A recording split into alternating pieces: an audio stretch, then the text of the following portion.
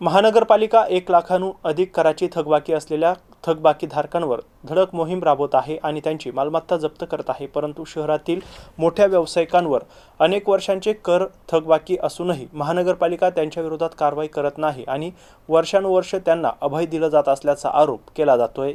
महानगरपालिकेच्या वतीने मार्च महिन्यापासून मालमत्ता आणि इतर वसुलीसाठी जोरदार मोहीम राबवली जाते। यात अनेक व्यावसायिक आस्थापना सील करून जप्ती केली जाते। यात मात्र अनेक मोठ्या थकबाकीधारकांना सूट दिली जाते, त्यांच्यावर कोणत्याही प्रकारची कारवाई केली जात नसल्याचा आरोप केला जातोय।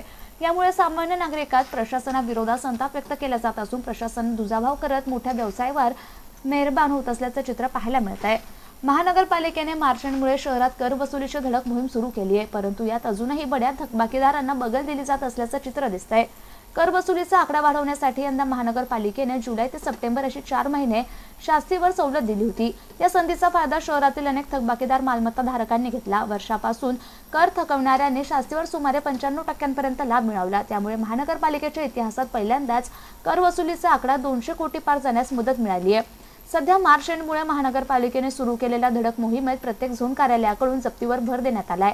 मात्र यात अनेक वर्षांपासून थकबाकी असलेल्या मालमत्ता धारकांवर जप्तीची कारवाई केली जात नसल्याचा आरोप सामान्य नागरिकांनी केलाय। येत्या काही दिवसात प्रशासनाकडून बड्या थकबाकी धारकांविरोधात कारवाई केली जाईल अशी मागणी केली जाते।